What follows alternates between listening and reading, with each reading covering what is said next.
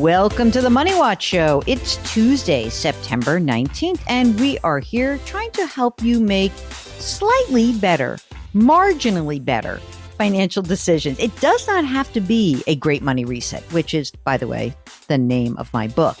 It can just be little a bit here, a little bit there, like a little alteration without really blowing everything up.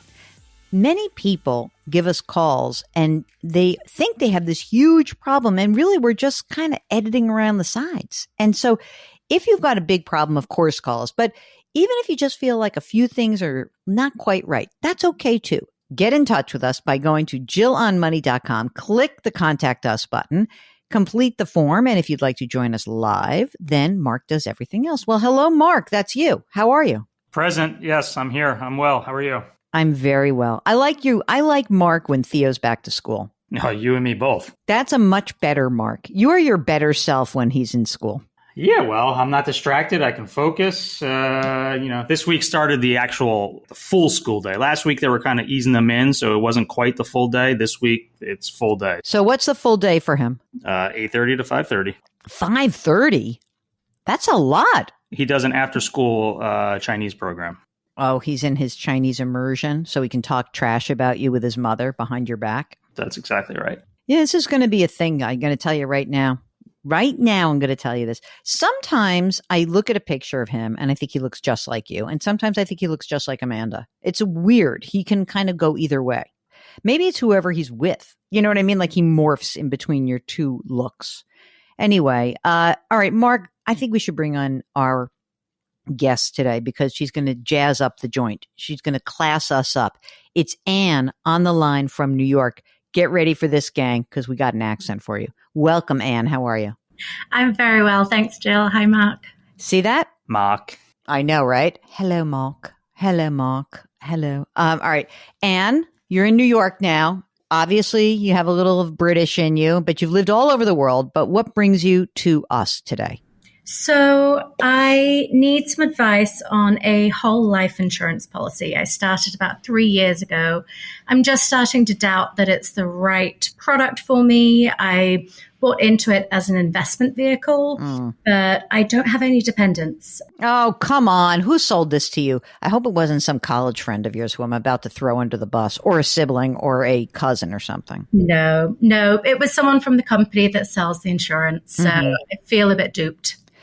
And how old are you? 43. No dependents. You're not married. Nope. No partner. No one I got to worry about taking care of, right? They don't need taken care of just now. Parents? Yep, both living overseas, and they have their own retirement plan set up. You're supposed to say they have retirement schemes, because that sounds better. So let's do that again. What do they have, Anne? They both have retirement schemes set up. See, I just needed to hear that. Thank you. Tell us more about yourself. Do you own in New York or are you renting? I am renting, and rent is my biggest expense, as you can imagine, in New York City. How much? My rent's about $3,000 a month. That's not bad. Not bad. You have a studio or a one bedroom? Studio. Are you happy there? Do you like it? Very. Okay. Don't want to move. Okay, great. How much do you earn, Anne? I'm earning $230,000 a year. Wow, that's good. So do you have dual citizenship? Like where are we paying taxes? Everywhere? Only in New York. Okay. Only in the U.S. Okay. And how about retirement? Are you using the U.S. retirement scheme called a 401k? I am. So I have about $51,000 in my 401k. I maxed it out this year. Hope to do so again next year. I've also got about $135,000 in IRAs. Both Roth and other non-qualified, and I'm putting about $4,000 per month into those. You're putting $4,000 a month into what else did you say? IRAs. $4,000 a month? Yep. How is that possible? Trying to save as much as I can right now. Hold on. $4,000 a month is what's going into the 401k and the IRAs, or is there also a brokerage account? Oh, also a brokerage account. Okay, yes. Thank you. That was going to get me. I was like, oh, you can't put that much money away. How much is in brokerage? I would need to look into that. Is that part of, so when you said 135, was that IRAs and brokerage? Correct. Okay, got it. Good. How about just money in the bank? I have about 22K in a CD, 38K in overseas checkings accounts, and about 10K just available in cash. Okay. You mean like in the apartment? Don't tell anybody. So you have this policy. Let's talk a little bit about what this policy is. So it's a whole life policy. What's the death benefit of the policy? $250,000. How much money are you contributing to it? $340 a month. And it's a whole life. It's not adjustable or universal life. It has like the component inside this policy looks almost like a fixed account. Correct. Okay, I got it. And you said it's 3 years ago, right? Yep. Okay. We have a couple of issues with a whole life policy. I know that the person who sold this to you said the following. You know what, Anne? You put the money in here. It's a way to save and invest for the future. And you have this insurance benefit also. But like when you need the money, whenever you want the money, it's like a supplemental retirement savings plan. And the good news is that all the money that goes into this policy, essentially tax deferred. It's growing, it's growing, it's growing. And, if you were to withdraw it, yeah, there could be a tax hit if, you're withdrawing more money than you put into it. So the cash value exceeds what you've put into the policy. But if you borrow the money out, then, you can get it out and no problem, blah, blah, blah, blah. Something like that. Is that what it sounded like, the pitch? Exactly. Okay. How much is the surrender? See, the thing is, these policies have humongous fees. And often what they do is they start with some amount of money that's called the surrender charge. So it's like 10% of the money that went in and goes down 10, 9, 8, 7, 6, 5, 4, 3, 2, 1, right? So how much is in this policy right now? I've put in around 12,000 with my monthly fees, and I'm told the surrender value is just under 1,000. Welcome to the world of insurance. Yep. The surrender value is 1,000. Is there a cash value that's in there? Does it have a little thing that says cash value, not surrender value? No, I'll double check that. Okay. One thing to ask the insurance salesperson, is this insurance salesperson still at the company? Yes. Okay. So I think that what we can do is a couple of things. Number one is you can say, I've made a terrible mistake. I really don't want this policy. What is the most efficient way to get rid of it? You don't want to just toss it out because it's like, maybe you could just keep it for a few years, but not put any more money in. I would ask the insurance salesperson, if I don't put another dime in the policy, how long will the policy stay in force? That's one question. And then when is the anniversary of this policy? I will need to check. It's probably on the statement. Maybe we wait like one more year. It's probably 10, 9, 8, 7. I know, Mark, all you want to do is get rid of it, don't you? Oh, for $1,000, I would be done with this thing so fast. Just move on. You could. Don't you think we have to do some diligence work on this? Let's ask this question. If I don't put another dime into the policy, how long will it last? That's a question. Then I guess the other piece is like, can we just say it's a mistake? I blew it. I wish I'd talked to Jill 3 years ago about it and move on. You could totally do that. But I feel like I want to know the answer to that question. Okay. Are you maxing out your 401k right now? You said 20. Yep. You're right. Okay. So you're maxing that out. And then are you doing a backdoor Roth or are you doing a regular post-tax IRA? I think we did a backdoor for last year. Okay. Do you have a Roth of 401k available to you? Yes. Mark, want to jump in? Oh, I would use Roth, but I for sure, you know me, I'm all Roth all the time. But I was also curious, like, your salary, have you been at this level for a while or is this relatively new? Relatively new. Why? Because you're like, why doesn't she have more money saved? Well, yeah, because if she was making $200,000 for X amount of years, I'm thinking, why isn't there more money? What's going on? No. There was probably some bust out person in her life who soaked up all her money, and that person's she's left really, it's the streets of the world are littered with Anne's exes who've sapped her earning potential. That's my guess. A couple of years at NYU. Oh, any debt that's outstanding? You got any debt outstanding? No student debt or anything. I do have a mortgage on an investment property split with my brother.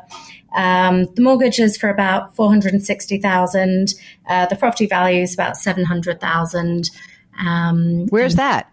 That's in Australia. Is it generating any cash flow for you? No, it's just about covering the mortgage, but the interest rates keep going up. Okay. So if we didn't have to do the $340 a month in the stupid policy and we just pop that all into the brokerage account, you'd be rocking and rolling. Like, keep adding to it. I think that's really the issue.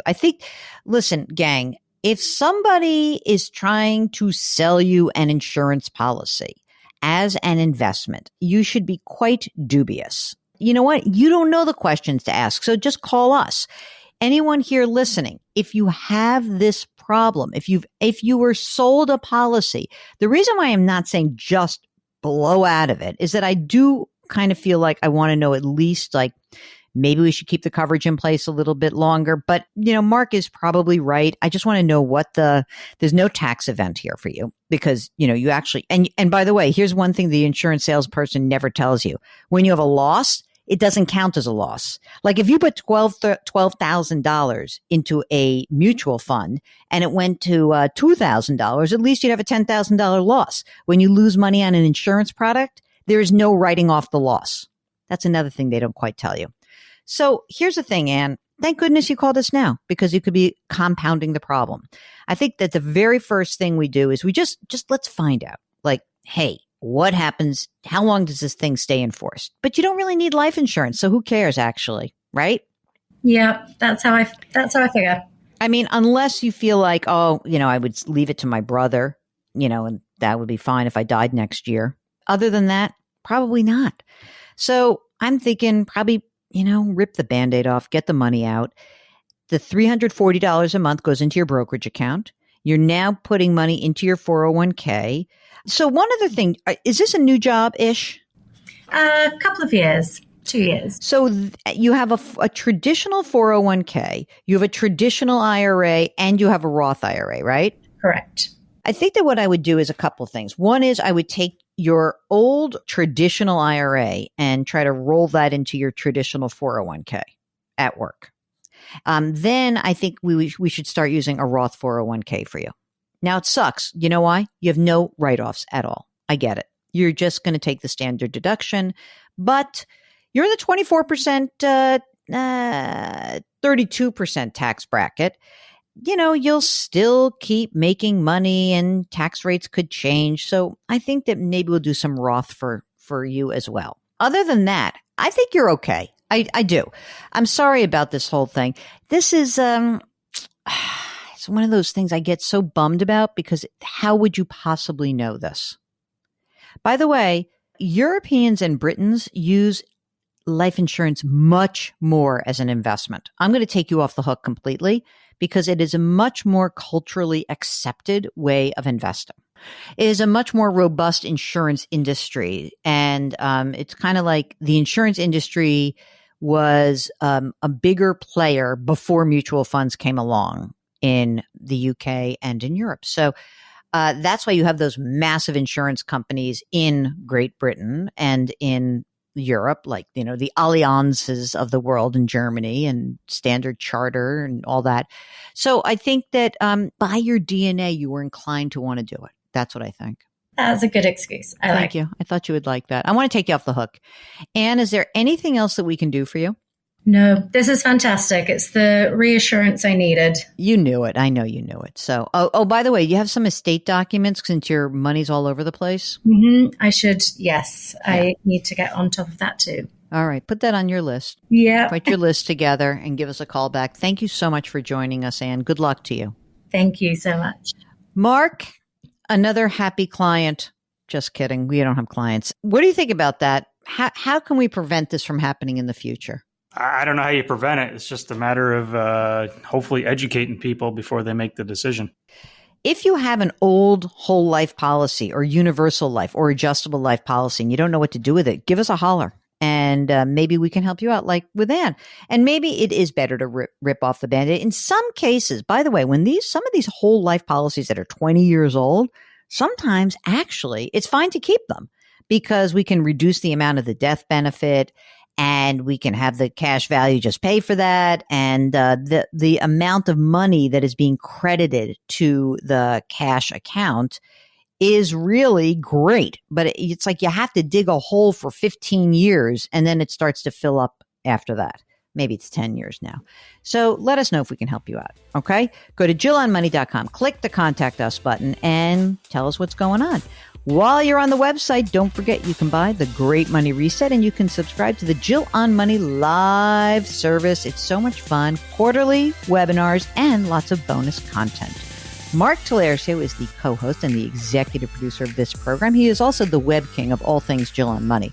We're distributed by Paramount Global. We drop our episodes every Tuesday and Thursday. Lift someone up. Change your work, change your wealth, change your life. Thank you for listening, and we'll talk to you on Thursday.